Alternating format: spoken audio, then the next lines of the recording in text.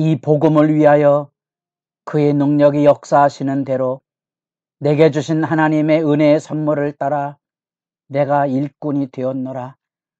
모든 성도 중에서 지극히 작은 자보다 더 작은 나에게 이 은혜를 주신 것은 측량할 수 없는 그리스도의 풍성함을 이방인에게 전하게 하시려 함이라. 만극하신 우리 구주 예수 그리스도의 은혜 앞에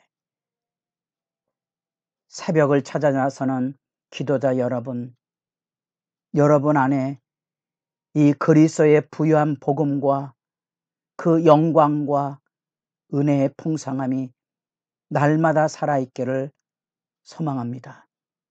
갈라디아서 말씀 이제 1장 오늘 11절부터 24절까지 읽어가게 됩니다. 이 단락은 바울이 다른 복음이 없는 오직 그리스도의 복음을 전하고 있는 증인으로서 이제 논증 단락으로 들어옵니다. 첫 번째 논증은 자기 삶에 대한 증거로 논증하는 부분이고요. 3장 4장에는 성경의 논증을 이어가고 있습니다. 그 논증의 핵심은 바로 그런 것들입니다. 여기 이 다른 복음은 없는데 이 십자가를 자랑하며 살아야 될 만극하신 은혜의 사람들이 자꾸 육체의 자랑으로 떨어지는 위기감이 갈라디아서의 전편을 이루고는 주제입니다.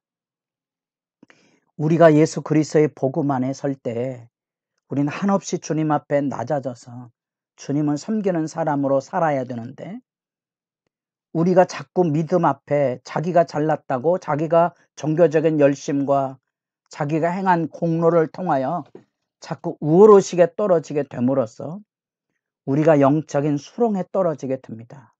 그것은 사람들이 자꾸 거짓 복음에 귀를 기울이는데, 그 출발에 이 갈라디아서가 쓰여진 이 초대교회 배경에는 유대인들의 이 독선적인 종교적인 열심, 자기들이 선택된 백성이라는 민족적인 자부심이 이 이방인에게도 증거되는 복음의 역사에 본물이 열려질 때 마치 흙탕물을 가지고 들어오는 것이라고 생각하시면 됩니다. 왜 초대교회가 예루살렘 공의회를 통하여 이런 흙탕물을 막아내는 위대한 전기를 분명히 세웠는지, 여러분, 유대인이 가지고 있는 종교적인 우월성, 선민의식의 위험성이 이 갈라디아서 전편에 배어 있다고 생각하시고 말씀을 읽어가셔야 하고요. 그것은 단순히 과거의 사건만이 아니고 오늘날에도 자꾸 우리 인간의 열심을 이야기하고 있는, 그래서 사람들의 마음을 흡족하게 하고 무언가 자기를 자랑하게 하고 기도를 통하여 응답을 얻었다는 것은 하나님의 과분한 은혜이지, 금식의 능력이라든지 3일 기도라든지 우리가 행하고 있는 행함에 초점을 자꾸 맞추게 될 때 우리는 은연듯 자기 우월감에 떨어지게 되고 종교적인 허울에 떨어질 가능성이 높다는 사실입니다. 그런 긴장감을 가지고 말씀을 읽어 가실 수 있기를 바랍니다. 우리가 읽은 이 11절부터 24절까지의 말씀은 이제 바울의 자전적인 회고의 모습 앞에서 오직 하나님을 통하여 그리스도의 복음을 들었던, 참된 복음을 전하는 그런 의도를 가지고, 거짓과 참됨의 구별의 의도를 가지고 지금 바울이 전하고 있는 바른 복음에 대한 구별을 하고 있다는 사실입니다.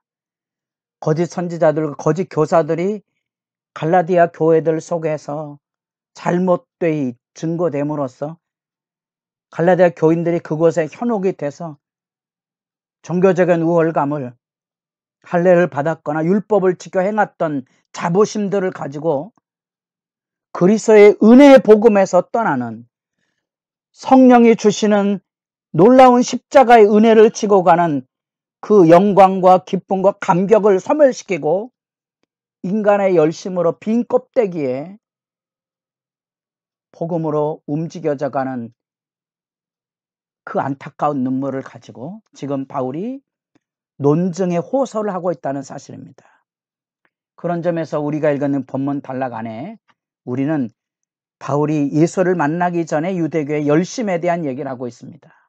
그래서 13절에 내가 이전에 유대교에 있을 때 행한 일을 너희가 들었거니와 하나님의 교회를 심히 박해하여 멸하고 내가 내 동족 중 여러 영갑자보다 유대교를 지나치게 믿어 내 조상의 전통에 대해 더욱 열심히 있었으나 그 열심은 어떤 열심이었습니까? 교회를 핍박하는 일에까지 앞장서서 살기 등등하여 올라갔다는 겁니다. 회심 전에 유대교의 열심이 교회를 핍박하는 것으로 나타났던 것처럼 지금 거짓 복음은 이 갈라디아 교회를 회방하는 것으로 움직이는데 어떻게 회방하는 거 아니? 자기들이 가지고는 종교적인 열심에 기반하고 있기 때문에 그런 거죠. 사람의 열심과 하나님의 열심을 구분하십시오.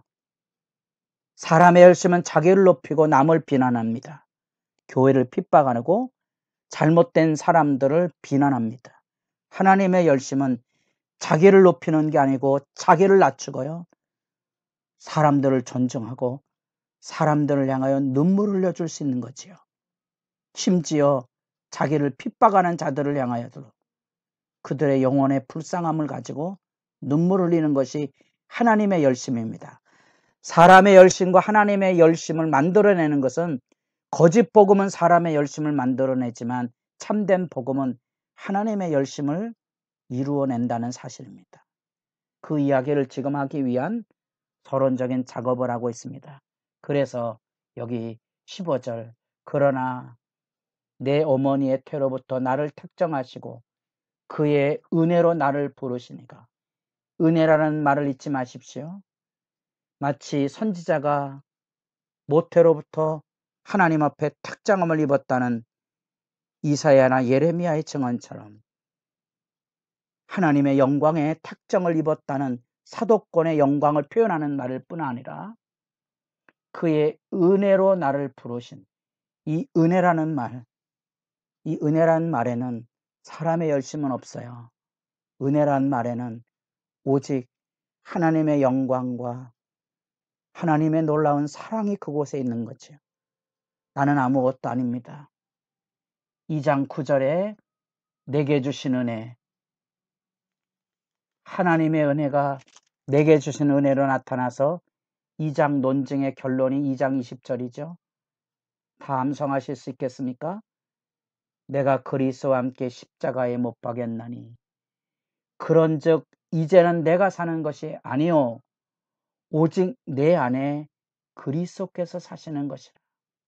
이제 내가 육체 가운데 사는 것은 나를 사랑하사 나를 위하여 자기 자신을 버리신 하나님의 아들을 믿는 믿음 안에서 사는 것이라. 내가 하나님의 은혜를 패하지 아니하노니 이해하시겠습니까? 사람의 열심이 아닌 하나님의 열심은 오직 하나님의 은혜 가운데 서 있는 겁니다.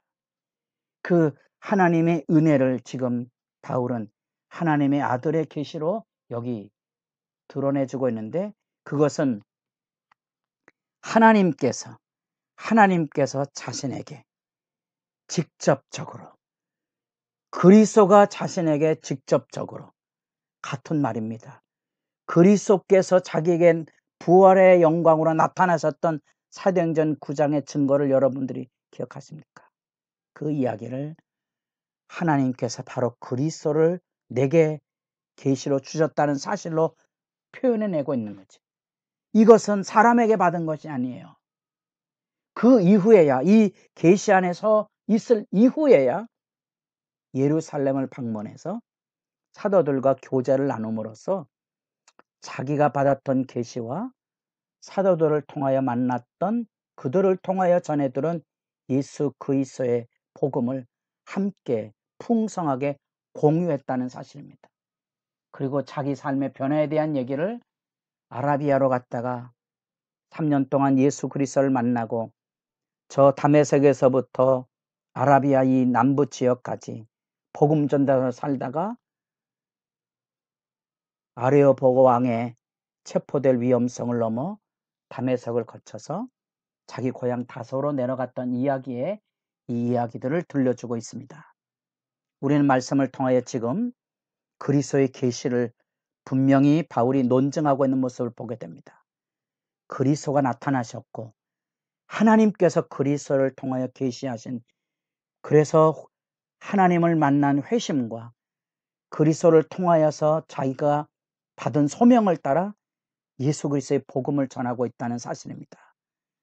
그릇된 열심을 가지고 있는 사람의 열심을 가지고는 그림자를 밝혀서 오직 은혜의 믿음을 여기 전하고 있고, 그리스도의 복음의 실제는 바울이 그렇게 거듭나서 그리스도의 복음을 받았다는 것뿐 아니라 바울의 복음 전도를 통하여 교회에, 그래서 23절에 다만 우리를 박해하던 자가 전에 멸하던 그 믿음, 예수 그리스도의 복음의 믿음을 전한다함을 듣고 나로 말미암아 하나님께 영광을 돌리니라.